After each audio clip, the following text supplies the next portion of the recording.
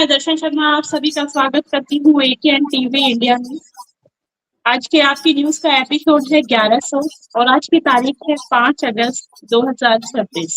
हम लेकर आए हैं देश में आम आदमी पार्टी से जुड़ी वो खबरें जिसका असर राजनीति से आम जनता तक साफ दिखाई दे रहा है। तो बने रहें अंत तक हमारे साथ। सबसे पहले दिल्ली से सुनते हैं केसरी मैम से दिल्ली की न्यूज। जी केसरी मैम। जी नमस्कार। आज का दिल्ली का न्यूज है। आम आदमी पार्टी के राष्ट्रीय संयोजक अरविंद केजरीवाल ने E20 पेट्रोल के खिलाफ प्रधानमंत्री आवास तक मार्च निकालकर जनता की 2.33 लाख से अधिक याचिकाएं प्रधानमंत्री को सौंपने की कोशिश की। हालांकि दिल्ली पुलिस ने उन्हें प्रधानमंत्री से मिलने नहीं दिया। इसके बाद सभी याचिकाएं प्रधानमंत्री कार्यालय को भेज दी गई। अरविंद केजरीवाल ने कहा कि मोदी सरकार ट्रंप के दबाव में अमेरिका से भारी मात्रा में एथेनॉल खरीद रही है और उसे देश पर थोप रही है। उन्होंने आरोप लगाया कि इसका खामियाजा आम लोगों को अपनी गाड़ियों के खराब होने के रूप में भुगतना पड़ रहा है। उन्होंने कहा कि मार्च में ऐसे 100 लोग भी शामिल थे जिनका दावा है कि E20 पेट्रोल के इस्तेमाल से उनकी गाड़ियां खराब हुई है। उन्होंने उम्मीद जताई थी कि प्रधानमंत्री जनता की आवाज सुनेंगे और E20 नीति पर पुनर्विचार करेंगे। केजरीवाल ने कहा, मोदी जी हमें अपनी ताकत दिखाने से क्या होगा? यही हिम्मत ट्रंप को दिखाइए और देश पर E20 थोपना बंद करिए। अगर सरकार ने यह फैसला वापस नहीं लिया तो देश एक बड़े जन आंदोलन के लिए मजबूर होगा। आम आदमी पार्टी ने मांग की है कि E20 नीति को तत्काल वापस लिया जाए और वाहन मालिकों की किसानों तथा विशेषज्ञों से व्यापक चर्चा के बाद ही इस विषय पर कोई निर्णय लिया जाए। आज के लिए इतना ही। नमस्कार। Thank you so much Kesari ma'am, बहुत अच्छी आपने दिल्ली की न्यूज सुनाई। दिल्ली से चलते हैं पंजाब की ओर, रुक करते हैं सीमा जी का। जी सीमा मैम। नमस्कार, मैं सुनाऊंगी पंजाब की न्यूज। पंजाब विधानसभा के 13वें सत्र में मुख्यमंत्री भगवंत मान ने E20 एथेनॉल मिश्रित पेट्रोल के मुद्दे पर केंद्र सरकार को घेरते हुए कहा कि बिना किसी वैज्ञानिक अध्ययन के E20 पेट्रोल देश की जनता पर थोपा जा रहा है। मुख्यमंत्री ने वित्त मंत्री हरपाल सिंह चीमा द्वारा विधानसभा में लाए गए E20 विरोधी प्रस्ताव का समर्थन किया। उन्होंने कहा कि सर्वेक्षणों के अनुसार E20 पेट्रोल के कारण 67% वाहनों की माइलेज कम हुई है, जबकि 45% वाहनों के इंजन प्रभावित हुए हैं। उन्होंने दावा किया कि केंद्र सरकार स्वयं संसद में स्वीकार कर चुकी है कि E20 से माइलेज पर असर पड़ता है। भगवंत मान जी ने आरोप लगाया कि भारत अमेरिका व्यापार समझौते के तहत अमेरिका से बड़े पैमाने पर एथेनॉल खरीदने के लिए यह नीति लागू की जा रही है और इसका बोझ देश के आम नागरिकों पर डाला जा रहा है। वित्त मंत्री ने E20 पेट्रोल लागू करने के खिलाफ प्रस्ताव पेश किया। उन्होंने कहा कि पंजाब सहित देश में लाखों ऐसे वाहन हैं जो E20 के अनुकूल नहीं हैं। उन्होंने केंद्र सरकार से E20 के इंजन, रखरखाव और लागत पर पड़ने वाले प्रभावों से जुड़ी सभी वैज्ञानिक रिपोर्ट सार्वजनिक करने की मांग की। स्वास्थ्य मंत्री डॉक्टर बलबीर सिंह और पंजाब आप अध्यक्ष एवं कैबिनेट मंत्री अमन अरोड़ा जी ने भी प्रस्ताव का समर्थन करते हुए कहा कि केंद्र सरकार ने अब तक E20 के पक्ष में कोई वैज्ञानिक रिपोर्ट सार्वजनिक नहीं की है और इसे निर्धारित समय से पहले लागू किया गया। विधायक डॉक्टर ईशांक कुमार ने भी E20 के पर्यावरण और अर्थव्यवस्था पर पड़ने वाले प्रभावों को लेकर अपनी चिंता व्यक्त करते हुए प्रस्ताव का समर्थन किया। वित्त मंत्री हरपाल सिंह चीमा जी ने प्रेस वार्ता में कहा कि पिछली सरकारों के समय कर्मचारियों का महंगाई भत्ता यानी कि DA बकाया रह गया था। उन्होंने बताया कि 1 जनवरी 2016 से जुलाई 2021 तक का बकाया भुगतान लंबित था, जिससे कुल 14,191 करोड़ रुपए में से मान सरकार अब तक लगभग 6,000 करोड़ का भुगतान कर चुकी है और शेष राशि भी चरणबद्ध तरीके से दी जाएगी। अब चलते हैं कर्नाटका की तरफ। यादगिरी जहरीली गैस लीक हादसा, जांच व पुलिस कार्रवाई। यादगिरी जिले की एक केमिकल फैक्ट्री में आज सुबह 1 से 2 बजे के बीच संदिग्ध सल्फर डाइऑक्साइड जहरीली गैस का लीकेज होने से 3 मजदूरों की मौत हो गई और 2 अन्य गंभीर रूप से घायल हो गए थे। और जो मरने वालों की उम्र 20 से 25 साल की अंदर बताई जा रही है। हादसे के बाद प्रशासन ने कंपनी का संचालन निलंबित कर दिया है और प्रबंधन के खिलाफ FIR दर्ज की है। सुरक्षा मानकों की जांच के लिए NDRF, SDRF और फॉरेंसिक टीमों को मौके पर भेज दिया गया है। कैबिनेट विस्तार के बाद राजनीतिक हलचल और क्षेत्रों में बंद। मंत्रिमंडल विस्तार में स्थानीय नेताओं को जगह न मिलने से नाराज समर्थकों ने बागेपल्ली और अन्य जगहों पर बंद का आह्वान किया है। पुलिस ने सुरक्षा व्यवस्था कड़ी कर दी है। पार्टी के भीतर तनाव व चेतावनी। मंत्री पद न मिलने से नाराज विधायकों के इस्तीफे की धमकी पर मुख्यमंत्री DK शिव कुमार ने कहा कि औपचारिक इस्तीफा कुछ ही मिनटों में स्वीकार कर लिया जाएगा। उन्होंने विधायकों से धैर्य रखने की आग्रह किया। मंगलुरु बेंगलुरु रेल सेवा दोबारा शुरू की है। पश्चिमी घाट में भूस्खलन के कारण ठप पड़ी मंगलुरु बेंगलुरु ट्रेन सेवाओं को ट्रैक की मरम्मत के बाद फिर से दोबारा शुरू कर दिया गया है। धन्यवाद। आगे की न्यूज के लिए चलते हैं दर्शन जी के पास। Thank you so much Shivaji, बहुत अच्छे आपने न्यूज सुनाई है। तो पंजाब और कर्नाटका की न्यूज के बाद सुनते हैं बिहार की न्यूज मनीष झा जी। जी सर, कंटिन्यू करें। आप सभी दर्शकों का नमस्कार है।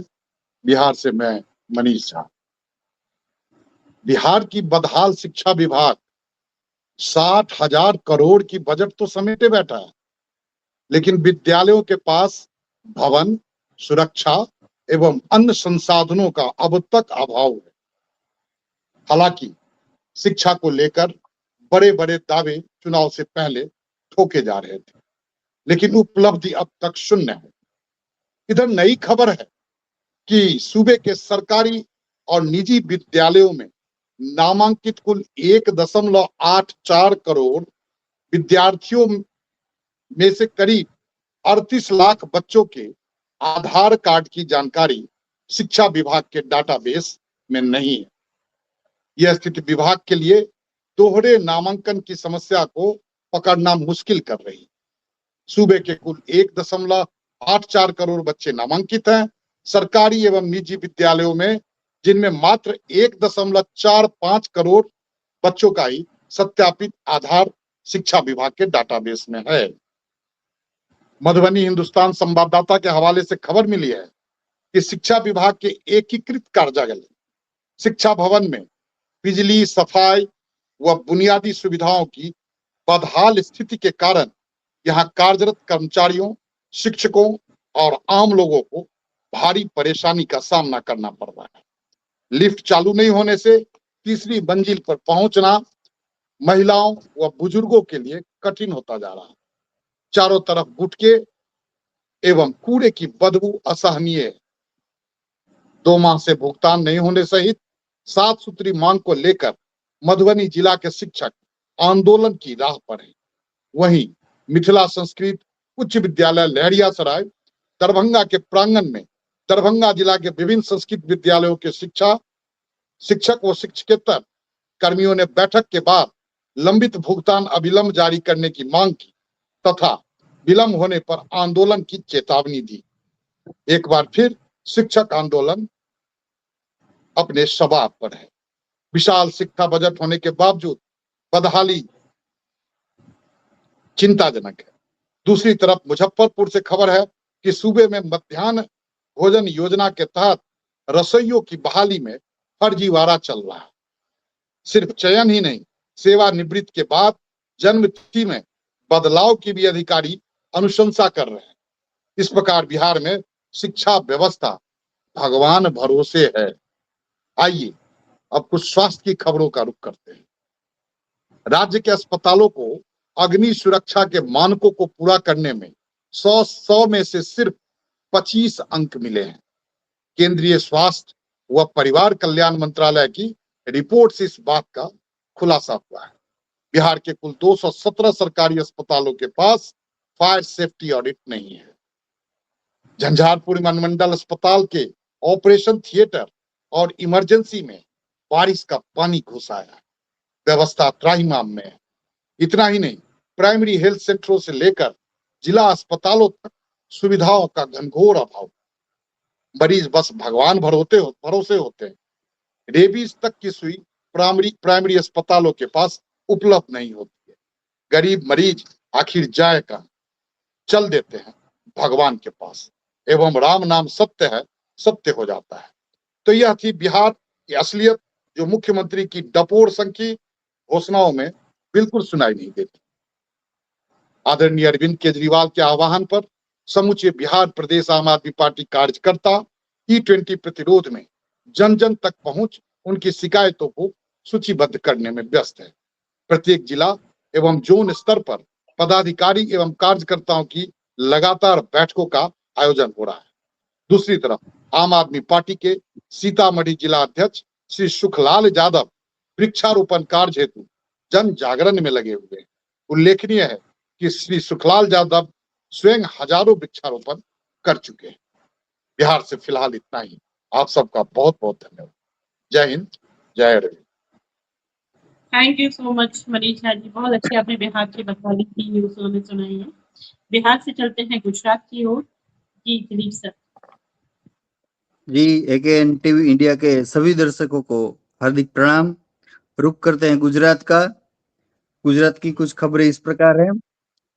जाम खंभाड़िया जो गुजरात का क्षेत्र है, वहां पर CSPL पाइपलाइन का जो काम चालू है, उसके विरोध में किसान अपना आंदोलन चला रहे हैं। वहां पर गुजरात प्रदेश अध्यक्ष ईसुदान जी गढ़वी ने मुलाकात की और उन्हें बताया है कि हर तरह से आम आदमी पार्टी उनके साथ है और हर संभव मदद के लिए ईसुदान गढ़वी जी ने भरोसा दिलाया है।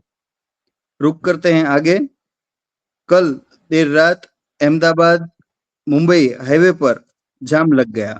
15 किलोमीटर का तकरीबन ये जाम था और ये जाम इसलिए था क्योंकि हाईवे पर बड़े बड़े गड्ढे थे। लेकिन इसमें सरकार का कोई दोष नहीं है, क्योंकि अगर आपने चांद पर गाड़ी चलाना है, क्योंकि विकास इतना तेजी से हो रहा है गुजरात का कि हो सकता है कि आपको चांद पर गाड़ी मोटर ड्राइविंग का ट्रेनिंग लेना पड़े, तो वही ट्रेनिंग अभी गुजरात में स्टार्ट हो गया है। अगर आप गुजरात से स्टार्ट करेंगे अहमदाबाद से मुंबई की ओर, तो आपका जो चांद पर ड्राइविंग का जो ट्रेनिंग है वो अपने आप हो जाएगा। और विकास तेजी से बढ़ रहा है, तो हो सके कि आप चांद पर जाएं तो वहां की जो ड्राइविंग की जो पॉलिसी है उसका ट्रेनिंग यहीं पे चालू है। तो ये स्थिति है रोड की अहमदाबाद से बम्बई की, और उसी के चलते 15 किलोमीटर का जाम लग गया था। तो इसमें कोई दिक्कत की बात नहीं, हैरानी की बात नहीं है, ऐसा मैं समझता हूँ। आगे रुक करते हैं राजकोट का। राजकोट के वार्ड नंबर 13 में दूषित पानी 2 महीने से आ रहा है और उसी के चलते काफी लोग बीमार भी हैं और उन लोगों ने काफी बार इस सिलसिले में और संदर्भ में बात अपनी रखी है म्युनिसिपैलिटी लेवल पर, RMC राजकोट म्युनिसिपल कॉर्पोरेशन की ओर। लेकिन उनका कहना है कि अगर स्वच्छ पानी दिया जाएगा तो आपकी रोग प्रतिकारक शक्ति कमजोर हो जाएगी और आप बीमार पड़ना भूल जाएंगे। तो ये स्थिति बनी हुई है कि इसलिए दूषित पानी दिया जा रहा है, बार बार बीमार होंगे, आपकी रोग प्रतिकारक शक्ति बढ़ी रहेगी और आप जो है कि दूषित पानी से अपने जो स्टेमिना है उसको और बढ़ा सकते हैं। तो कदाचित मैं समझता हूँ कि इसी के चलते वो लोग ध्यान नहीं दे रहे हैं और ये 2 महीने से जो समस्या दूषित पानी की है वो अब तक रिजोल्व नहीं हुई है। आगे रुक करते हैं E20 का। गुजरात में आम आदमी पार्टी के द्वारा ये ऐलान किया गया कि अगर इसका कोई निराकरण नहीं निकलता है तो शांति प्रिय माहौल में इसका विरोध प्रदर्शन किया जाएगा और उचित समाधान की ओर आगे बढ़ा जाएगा। लेकिन मैं समझता हूँ सरकार ये ऐसा समझ बैठी है कि E20 को हम इन 50-80 तक ले जाएंगे तो लोग कम यूज करेंगे, साइकिल से चला जाएगा और ट्रैफिक की भी समस्या काफी हद तक सोल्व हो जाएंगी। ऐसा कुछ उनके दिमाग में प्लानिंग चल रहा होगा। तो हमें अभी आदत डालनी है कि सरकार का कुछ इसमें दोष नहीं है, बस हमने वोट किया है तो हमें ही भुगतना है। तो ये स्थिति कुछ है गुजरात की। तो मेरे कुछ कटाक्ष और व्यंग हो सकता है कि सरकार की कुछ नींद उड़ाए, ऐसा मेरा छोटा सा प्रयास। सभी एकेएन टीवी इंडिया के दर्शकों को प्रणाम करते हुए चलते हैं दर्शन जी के पास। जी Darshan ji. Thank you so much Deep sir, बहुत ही अच्छी और तंज भरी बातें आपने रखी। अब अंत में मैं सिर्फ इतना ही कहना चाहूंगी कि हम अपने दर्शकों से ये पूछना चाहते हैं कि आप E20 के बारे में क्या विचार रखते हैं। आपको प्योर पेट्रोल 167 रुपए प्रति लीटर के हिसाब से मिल रहा है, जो कि आपको मिलना चाहिए था 102 रुपए प्रति लीटर के हिसाब से, और 102 रुपए जो मिल रहा है वो E20 मिश्रित पेट्रोल मिल रहा है। तो इसके ऊपर आपके क्या विचार हैं, हमें कमेंट करें, इस वीडियो को ज़्यादा से ज़्यादा शेयर करें। Thank you so much. कल फिर हाजिर होंगे नई खबरों के साथ, तब तक के लिए नमस्कार, जय हिंद, जय भारत।